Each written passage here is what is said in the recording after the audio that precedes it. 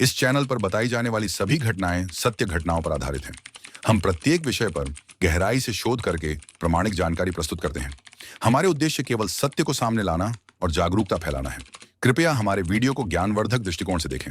Hello दोस्तों, स्वागत है आपका एक बार फिर से आपके अपने चैनल सच्चे गुनाह में। आज फिर मैं आपके सामने एक अपराध की ऐसी घटना लेकर आई हूँ जिसको सुनने के बाद एक बार आप सोचने पे मजबूर हो जाएं कि ऐसा भी कोई कर सकता है क्या। हमारे समाज में पति पत्नी का रिश्ता पवित्र और 7 जन्मों का माना गया, लेकिन किसी कारणवश विवाद हो जाने पर वही रिश्ता 7 जन्म छोड़ो 1 जन्म भी निभाना मुश्किल पड़ जाता है। आज की घटना कुछ इसी प्रकार की है, जहां पर एक व्यक्ति की शादी के 10 साल बीतने के बाद आखिर उन पत्नियों के बीच में ऐसा क्या हो जाता है कि पति अपने पत्नी की बेरहमी तरीके से हत्या करके उसके शव को छोटे छोटे टुकड़ों में काट कर प्रेशर कुकर में उबाल कर उसे झील में फेंक देता है। हैदराबाद के मीरपीट इलाके के रहने वाले गुरुमूर्ति 2020 में आर्मी से रिटायर होकर DRDO में सिक्योरिटी गार्ड की नौकरी कर रहा था। उसकी शादी के 10 साल हो चुके थे। उसकी फैमिली में उसकी बीवी और उसके 2 बच्चे मीरपीट इलाके में रहते थे। गुरुमूर्ति और माधवी के बीच में सब कुछ ठीक चल रहा था। गुरुमूर्ति का रिश्ता भी अपने ससुराल वालों से ठीक ठाक था, आना जाना था, खुशहाल तरीके से परिवार अच्छे से चल रहा था। ऐसे धीरे धीरे समय बीत रहा था। फिर 2023 आया, जिसमें गुरुमूर्ति ने अपने ससुराल से कुछ उधार पैसे लिए थे। उन्हीं पैसों के लेन देन में गुरुमूर्ति का विवाद अपने ससुराल से हो जाता है। विवाद होने के बाद गुरुमूर्ति अपने ससुराल से रिश्ता तोड़ देता है और आना जाना भी छोड़ देता है। लेकिन उसकी पत्नी माधवी अपने परिवार से लगातार संपर्क में बनी रहती है और रोज अपने माता पिता से फोन में बात करती है। लेकिन गुरुमूर्ति को ये बात पसंद नहीं आती और इसी बात को लेकर उन लोगों के बीच में विवाद भी कभी कभी हो जाता था। यह सिलसिला धीरे धीरे यूं ही चल रहा था। तभी 2025 की शुरुआत में 14 जनवरी को जो अपने यहाँ खिचड़ी का त्योहार मनाया जाता है, लेकिन साउथ इंडियन लोग इसी को पोंगल के रूप में मनाते हैं। इसी त्योहार को मनाने के लिए गुरुमूर्ति छुट्टी लेकर अपने परिवार के साथ पोंगल का त्योहार मनाने के लिए अपने घर आता है और वो ये सोचता है कि मैं अपनी पत्नी और बच्चों के साथ बड़े खुशहाल के साथ त्योहार मनाऊंगा। यही सोचकर गुरुमूर्ति 15 जनवरी 2025 को घर आ जाता है। लेकिन माधवी तो अपने मायके जाने का प्लान पहले से बनाए हुए थी। वो गुरुमूर्ति से कहती है, मैं तो पोंगल का त्योहार अपने मम्मी पापा के यहाँ मनाऊंगी। लेकिन गुरुमूर्ति कहता है कि नहीं, मैं ड्यूटी से छुट्टी लेकर यहाँ पर आया हूँ, तुम घर नहीं जाओगे, हम लोग साथ में त्योहार मनाएंगे। पत्नी को लाख समझाने के बाद माधवी नहीं मानती है, कहती नहीं, मैं तो अपने मायके पे ही त्योहार मनाऊंगी। इसी तू मैं पे कुछ देर होती रही। होने के बाद माधवी कहती है, अच्छा चलो ठीक है, अगर मुझे नहीं जाने दे रहे हो तो कम से कम बच्चों को तो त्योहार मनाने के लिए उनके बुआ के घर भेज दो, कम से कम वो लोग खुशहाल होकर त्योहार अच्छे से मना तो लेंगे। गुरुमूर्ति कहता है, ठीक है, अगर बच्चे जाना चाहते हैं तो जा सकते हैं, लेकिन तुम अपने मायके नहीं जाओगी। बच्चे तो बुआ के यहाँ चले जाते हैं, लेकिन गुरुमूर्ति और माधवी घर में अकेले बचते हैं। फिर इसी बात को लेकर दोनों के बीच में फिर तू मैं शुरू हो जाती है और ये इतनी तेज बढ़ जाती है कि गुरुमूर्ति अपने गुस्से पे कंट्रोल नहीं कर पाता और वो गुस्से में आकर माधवी का सिर पकड़कर दीवार में भेड़ देता है और जोर से उसकी गर्दन दबोच लेता है। इस तरीके से उसकी गर्दन जकड़ लेता है कि माधवी की थोड़ी देर बाद मृत्यु हो जाती है। मृत्यु होने के बाद अचानक गुरुमूर्ति को होश आता है, मैंने ये क्या कर दिया, माधवी तो मर गई। अब ये बात अगर पुलिस को बच्चों को पता चलेगी तो लोग मेरे बारे में क्या सोचेंगे। यही सोचकर वो घबरा गया और वो लाश के पास बैठकर थोड़ी देर सोचता रहा कि आखिर अब मैं इस लाश को करूं तो क्या करूं। थोड़ी देर बाद सोचने के बाद उसके दिमाग में विचार आया कि इस लाश को मैं बाथरूम पर ले जाता हूँ। वो बाथरूम में ले गया।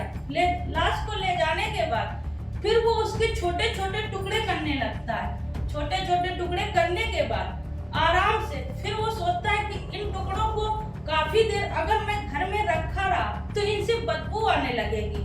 अब मैं इन टुकड़ों को क्या करूं? तो फिर वो सोचता है क्यों ना इन टुकड़ों को मैं उबाल दूं। ये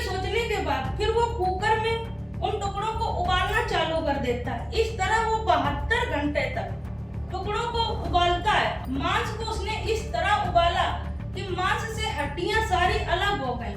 अलग होने के बाद फिर वो हड्डियों को एकत्रित करके फिर खल्लड़ मूसर से फिर हड्डियों को कुचलना शुरू कर देता है। कुचलने के बाद फिर उन हड्डियों को मिक्सी के जार में डालकर एक पाउडर के रूप में बना लेता है। जब वो सारी हड्डियों को एक पाउडर के रूप में बना लेता है, फिर वो मांस को और हड्डियों को ले जाकर एक झील में फेंक देता है। सोचता है कि इससे अब किसी को पता नहीं चले पाएगा कि ये हड्डियां आखिर हैं भी तो किसकी हैं। इस तरीके से उसने सारा काम 3 दिन तक आराम से किया, क्योंकि उसके अलावा घर में कोई नहीं बचा था। बच्चे तो बुआ के घर में जा चुके थे। वो ये काम आराम से बैठकर करता रहा। 3 दिन तक लगातार उसने ये काम किया। काम खत्म करने के बाद घर को उसने इस तरीके से कोना कोना, बाथरूम, गैस, यहाँ तक कि कुकर, इस तरीके से उसने साफ किया कि कोई सबूत का नामो निशान तक नहीं छोड़ा। क्योंकि वो एक आर्मी ऑफिसर था, इसलिए उसे सारी जानकारी पहले से मालूम था कि कहीं कि पुलिस को कहीं से सुराग ना मिले। इस तरह उसने घर को चमका दिया था। 3 दिन तक माधवी ने जब घर में बात नहीं की तो माधवी की माँ को थोड़ी चिंता लगी कि माधवी ना तो इस साल पोंगल का त्योहार घर में मनाने आई है, ना कोई फोन में बात की है। वो 3 दिन तक इंतजार करने के बाद वो माधवी के घर में मिलने जाती है माधवी से। आखिर माधवी है कहाँ, क्योंकि उनकी बातचीत गुरुमूर्ति से बंद थी। वो माधवी की हाल खबर लेने के लिए माधवी के घर अपने पति के साथ पहुंच जाती है। पहुंचने के बाद वहां पर देखती हैं कि गुरुमूर्ति सिर्फ घर में अकेला है। गुरुमूर्ति से पूछती हैं कि माधवी और बच्चे कहाँ। तो गुरुमूर्ति बताता है कि बच्चे तो अपने बुआ के यहाँ पोंगल का त्योहार मनाने गए हैं और मेरा माधवी का झगड़ा 15 जनवरी को सुबह हो गया था।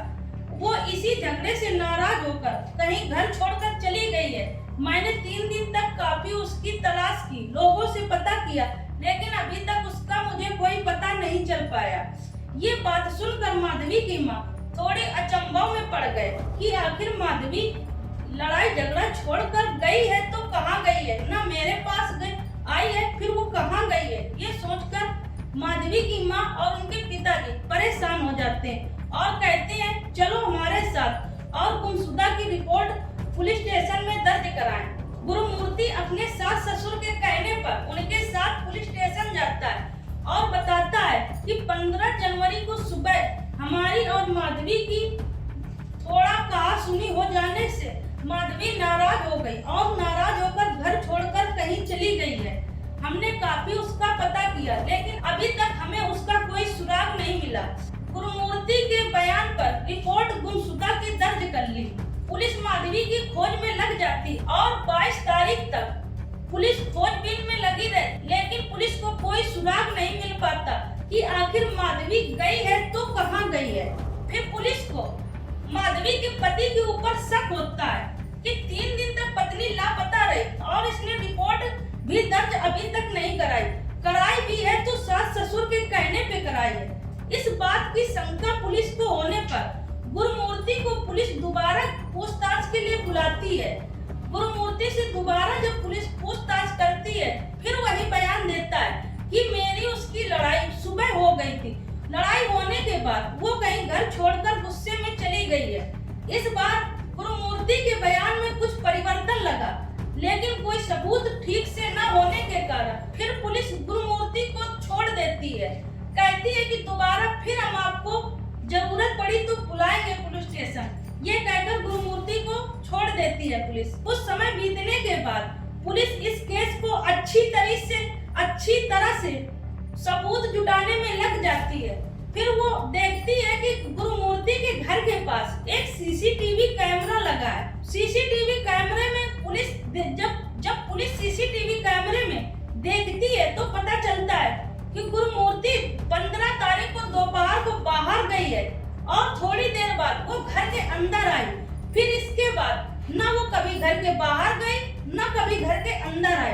जब इस तरह पुलिस को पूरी तरीके से गुरुमूर्ति के ऊपर शक हुआ और शक के घेरे में पुलिस ने गुरुमूर्ति को पुलिस स्टेशन बुलाया। फिर अपने ढंग से पुलिस ने गुरुमूर्ति गुरुमूर्ति से पूछना चालू किया। फिर गुरुमूर्ति ने थोड़ी देर के बाद सच कबूल दिया कि मैंने ही अपनी पत्नी की हत्या की है।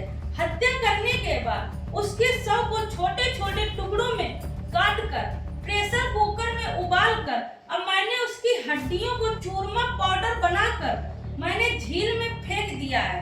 मैंने इस तरह लाश को ठिकाने पे लगा दिया है। जब पुलिस ने गुरुमूर्ति का बयान सुना तो पुलिस भी अचंभव में पड़ गई, लेकिन उसके बताए गए जानकारी के अनुसार पुलिस झील में जाती है और वहां पर खोजबीन चालू कर देती है, लेकिन झील के अंदर पुलिस को कुछ भी नहीं मिलता। पुलिस कई दिनों तक उस झील में खोजबीन में लगी रही, लेकिन पुलिस के हाथ में एक भी सबूत के नाम पर सुराग नहीं मिला।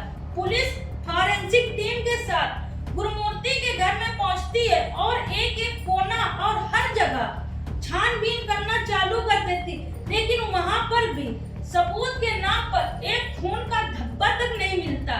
इस तरह पुलिस को अभी तक कोई ठोस सबूत नहीं मिला जिससे गुरुमूर्ति को सजा सुनाई जा सके, इसलिए अभी उसको पुलिस हिरासत में रखा गया है।